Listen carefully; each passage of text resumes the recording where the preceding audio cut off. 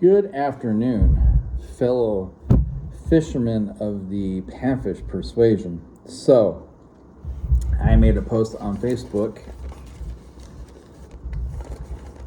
using these notes, and it was for tilapia, Rio Grande cichlid, and yellow bass tactics. My interpretation, my experience, and was asked to do a video for YouTube because not everybody is on my Facebook, obviously. So I'm going to go through this list first, and then I'm going to show examples of what I'm talking about, with one notable exception that I just don't have right now, but it is in categories. So this is mostly tilapia and Rio Grandes, to a lesser extent yellow bass, because yellow bass have some tendencies like Rio Grande cichlids do. So for baits, and especially for tilapia, but also quite a bit for Rios, depending on where you're going for them. Doesn't matter where in the states you find these species, this applies all those bodies of water. So number one, bait, organic. That means live and otherwise. Plain white Walmart sandwich loaf bread. It's easy, it's quick. I use the $1.49 sandwich loaf from Walmart Great Value brand because it is a little bit thin, it's soft enough. Excuse me.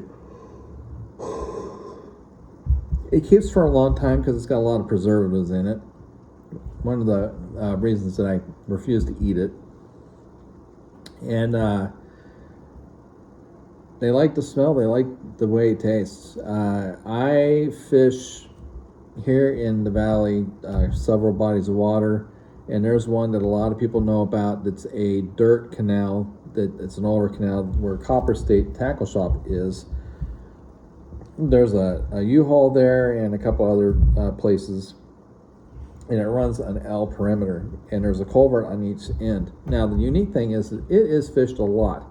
It is very heavily pressured, but you're not allowed to fish the apartments across the street, which is where the source of the water comes from and gets recirculated. So the circulation goes one way, and it's pretty phenomenal. I went a couple days ago and just absolutely slaughtered tilapia just on flatbread. I did not have my slip bobber with me at the time. I just free floated and split shotted.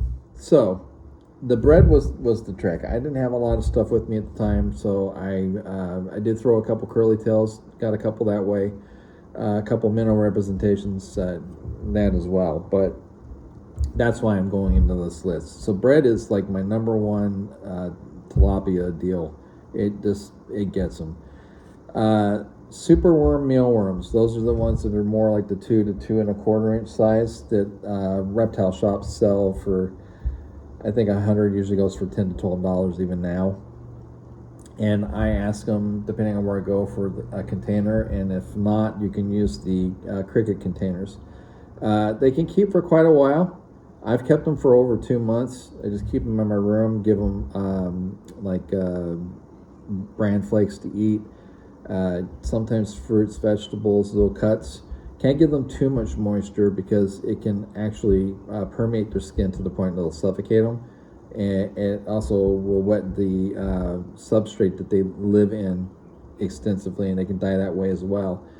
I tend to take potting soil and use that as a base when I run out of the bedding that they give at the store, but they work very well. When you pierce them with a hook, they release a endangerment pheromone basically, and it pulls all sorts of species of fish.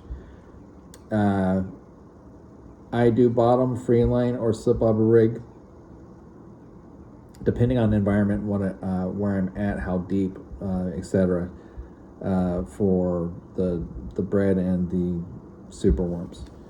Artificial baits. Rooster type spinners and lines are really effective for lots of species, but especially for Rios and Tilapia in particular. Yellow bass to a point because of the flash, but they like the spoons and Castmasters a lot more. They also hit the super worms though, and I'll drop shot for them like that, especially at Saguaro. They were so good at Saguaro. Small to medium curly tails, 1 inch to 2 inch size, minnow bodies on 1/32 through 1/8 ounce. You typically number 6 through number 2 hooked heads. I get them locally from AZ Leadworks, Matthew Pickle Simmer. Sometimes I get them from my friend Raymond Ramirez, Rocky Mountain Custom Jigs. He's got great ready to go heads. I buy from him every now and then. The curly tails and the minnow bodies are especially lethal in current situations, whether it's on a lake or in a canal, anywhere where there's a culvert or a dock that's got current. It's ridiculous how well they work. I also like those finesse heads in that same size range for the excuse me. You know, I've been going this whole evening, haven't yawned once. Now I make a video, I'm fucking yawning. Jesus Christ. Okay, anyway, micro paddle tails, the 1 inch to 2 inch, and I'm going to show examples all this in just a little bit once I get through the list. Tactics, drift, bred on a number 4 to number 2 mosquito hook. I use light wires for easier hook sets. It makes it so much easier.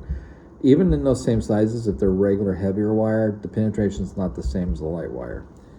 And if you use your drag and your rod the right way, you don't have to worry about them bending out. So many people tighten their drag up way too much, man. Okay, worms and minnows with 1 micro swivel and micro shot weight, same size hooks.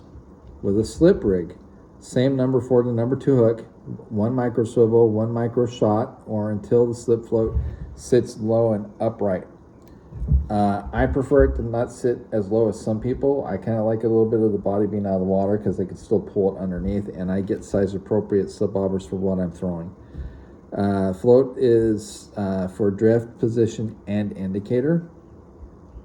So I use a lot of slip bobber stuff. I've got other videos on slip bobbers too. Rigs, this is the more vitally important. Now, I will tell you, you can go to Walmart, you can go to Bass Pro when they're having a sale, you can go to Big 5, you can get a ready to go rig all day long, okay? I will never fault you for doing that. You can get a standard medium rig that will work for every species in these ponds all across the United States. And a lot of people, especially here in the Phoenix area, do that.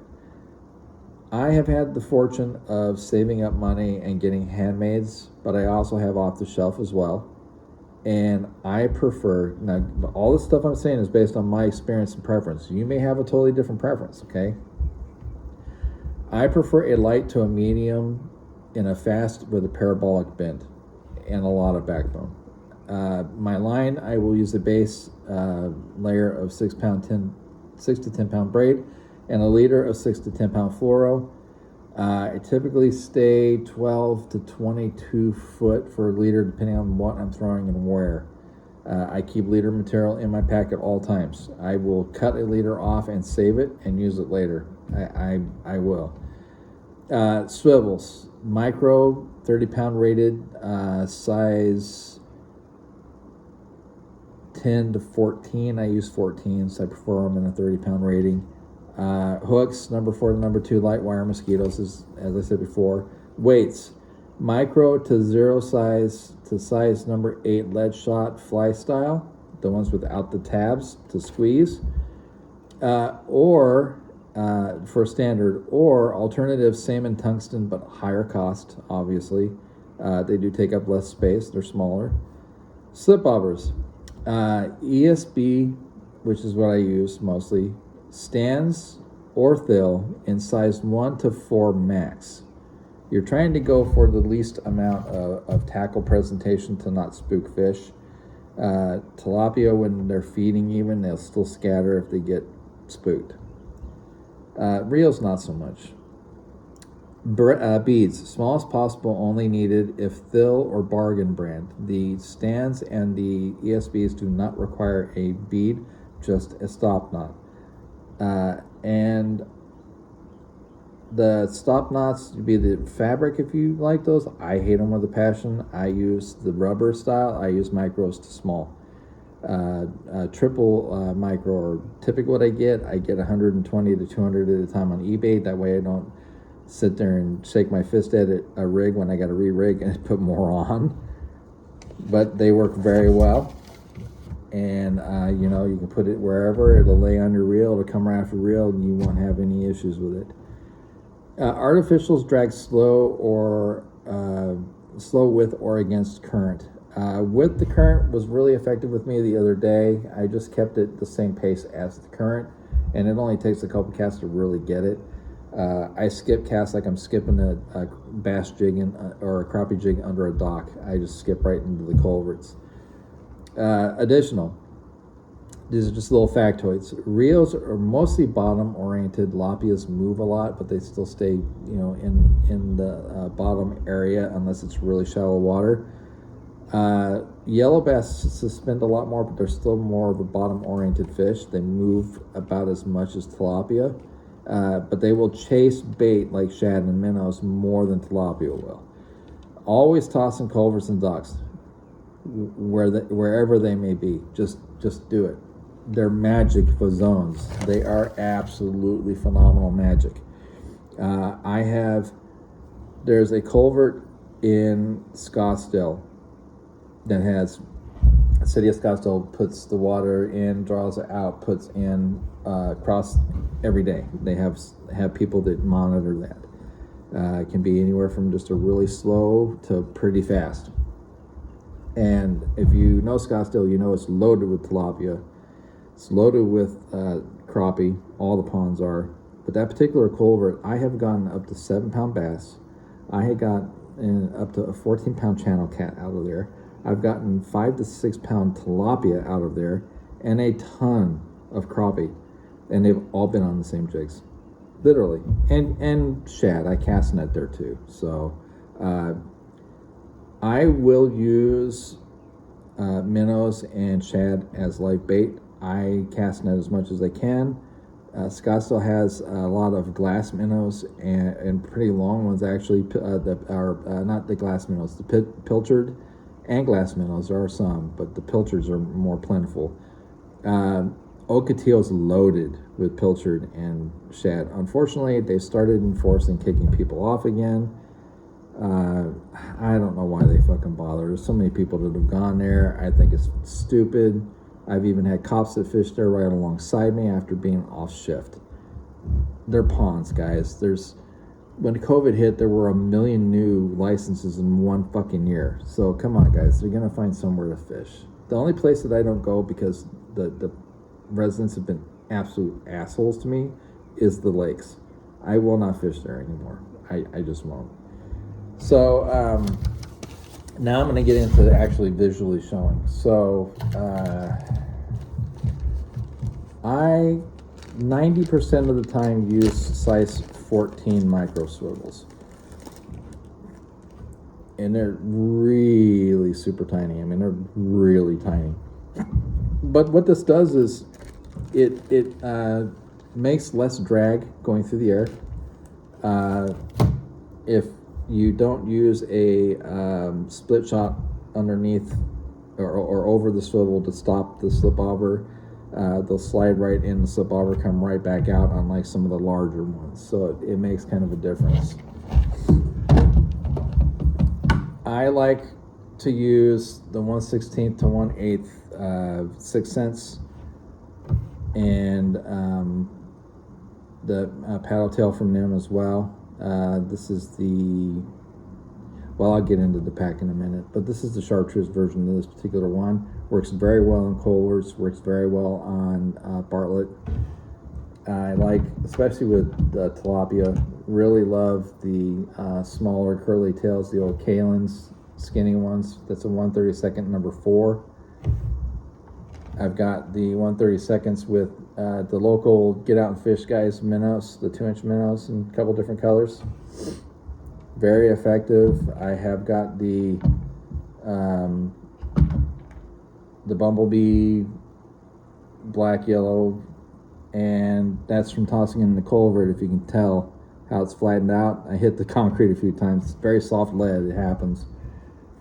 And of course, you know, you can never go wrong with the clobber minnow. It's a golden staple here in Arizona. Man, they have accounted for a lot of fish since they came out. Man, have they accounted for a lot of fish across this entire country. And like I said, you know, the yellow bass, crappie, regular bass, white bass, Rio Grandes, all of them. Standard 2-inch Rocky Mountain custom jigs, Raymond Ramirez, on a 1/8 that I flattened out and put eyes on. I do that a lot, actually. That's the number 2 hook. White's a golden staple. Has the same thing in a purple with translucent. It's a great muddy color. And then, of course, you got to have a fire tiger. The yellows kick the shit out of that, man. Good Lord, did they pickle the fuck out of that one. I don't know what it is. I think it just makes them really fucking mad. I really essentially think that I have also from Matthew Pickle Slimmer 1/32 hammerheads. He makes them in different sizes. It's another look at that one I got with the eyes I put on, and I just get them off of eBay. I just super glue them on. I used to put them on and UV them, but I found that the UV coating, if I hit the side of a culvert, it actually shears the eye off worse. So I just super glue them nowadays. I got more than 1/16, just standard minnow heads from 6 cents. I really like their heads a lot. Here, I just have a single. I've got whole packs of these, but that's the profile of those minnows from Get Out and Fish, and I'm going to show more packs of that in a minute. Got VMC Moon Eyes with the underspin. Underspins are great as well. I've got, again, Rocky Mountain Custom Jigs, Raymond Ramirez's. I asked him for the ghost collars. I don't like the lead collars at all. And then in the number 4, those 1/32, I got 1/8 somewhere. I don't know where I put them actually. I have an array of, I got more. So this is a size 6 mosquito and size 4, and they're great with tilapia. I've got some of the like size 10 with the little ears for pressing on for those. One thing I will always have on me when I'm going for panfish, and I will profess this till the day I die, I have never had a scent for panfish work better than brush pile. I will pay for this till the day I die. I give the last third of my bottle to my friend James, but this stuff, man, oh, it's so incredibly stinky, but man, it fucking works. And you just take a little dab and rub it on your soft plastic. I've known people, and I've actually taken a couple of Ziplocs and put a whole bottle in a couple of Ziplocs, you know, spaced it out and put my baits in there to saturate. You better hold on if you do that shit. I'm just saying, because holy shit, man. I keep now I personally hate this brand. I despise P-Line, but I had like some special sale going on at Big 5, and this whole spool was like $5. So I'm not afraid to take that 12 to 22 foot off of this. I'm just not afraid of it because, well, I don't like the line and I use it.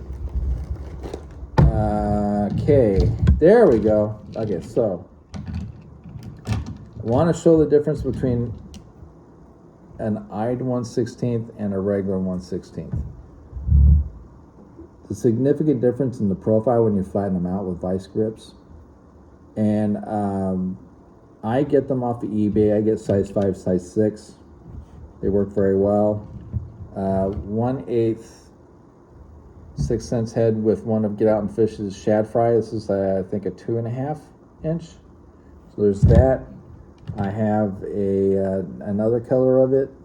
They work really good for crappie, by the way. I have another one of my heads with a Yamamoto curly tail. This is a 3 inch. Get another clobber minnow. You just can't go wrong with them. And of course, you know, I've always got a spare one of these going on. But I've always just got, like, you know, stuff ready to go. Mostly take a pack at a time for the species I'm going for. Got the white chartreuse 1/8. Have, if I get out, the black and white type standard minnow, and then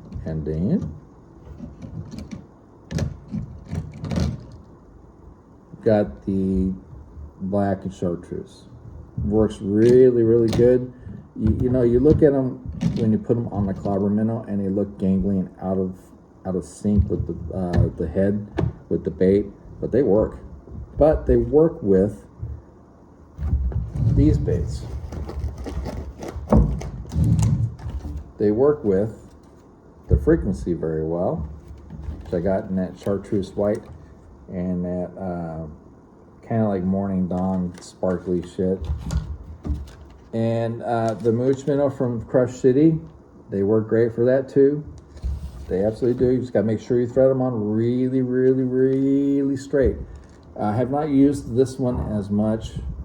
I know that the color works very well. I just haven't been in a water clarity to really use them a lot, which is why I've used the chartreuse way more. And it takes me a couple seconds here and there because I'm going through my pack right now.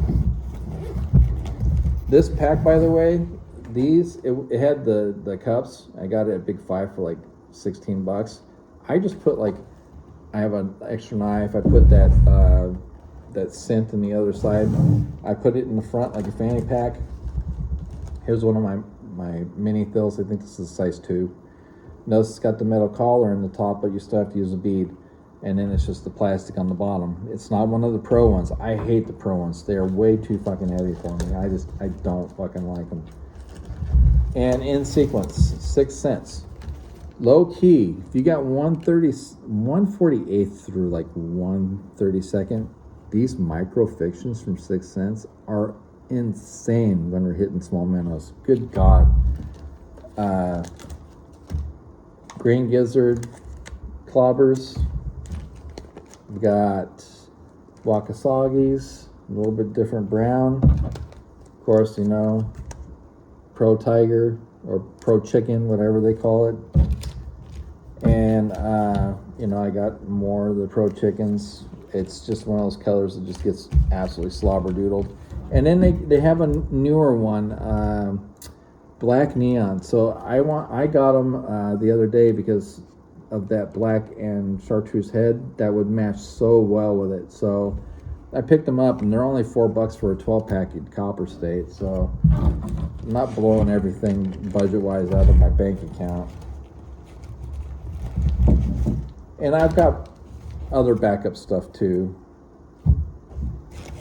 And it's not just these baits. So there's the hickory shad from Get Out and Fish for the shad fry. Here is the gizzard shad. Shows up great in clearer water, even slightly stained, like here in Arizona. And then the flashy. I like the flashy color. It shows up really well in a lot of different waters. Got the hickory shad in the 2-inch minnow profile. Have the thread fin, same profile. And the grayling, which is kind of like the flashy but more subdued. And that's my Get Out and Fish stock right now. I mean, I'm going to get a lot more because his baits are just absolute fucking fire. In fact, I may end up getting another pack just for Get Out and Fish shit, honestly. Got some remaining curly tails from Rocky Mountain Custom Jigs. Hit this dude up. He's badass. He's in Colorado. That color is phenomenal for clear water. I've got standard crushers and standard monkey milk. And then I've got more of the straight purple gray, not so much transparent. They're always a staple in my stock. And then I've got this. I'm going to buy more stuff from this guy. Easy Limits Custom Jigs. He's on eBay and Facebook. Easy Limits Custom Jigs. In 2-inch with that kind of fire tigery type, but it's laminated front to back. Retarded color, very effective. Very effective. And then I have, now I got these on eBay just because I didn't have time to go to Matthew at that point.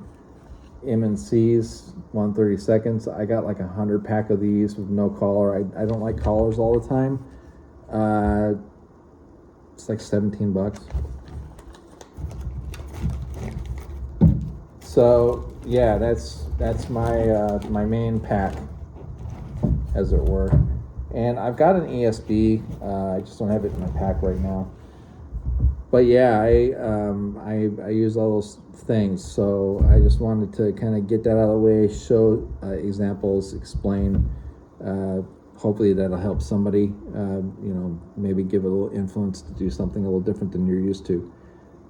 I used to never get outside my box. I was Mr. Ned guy. I didn't like wacky rigs. I didn't like Nikos. I got 4 or 5 videos on drop shot alone that I have made from all the information of what I know and how I've done it. And I throw Ned more, not ever throw drop shot. I just like Ned more. I can skip it in more areas. I can do more with it. It's the way I do it. But when it comes to these species, the Rios, the Tilapia, the yellows, it also works for all the other standard panfish that get to, hand size. The minnows, especially on drop shot. So check it out, see what you think. If you've tried those things, I would say just find a rod in those actions that is comfortable for you. Look at the handle, feel how it feels in your hand. If it's a solid grip all the way to the rear, how does it fit on your forearm? How does a split grip hit on your forearm? Because there's a lot of your strength when you're fighting a bigger fish. You'll put it against your forearm and lean into it. It's what I do. I don't go over right now 6-pound braid to 6-pound fluoro. I like it lighter. It casts better, easier. So let me know what you think.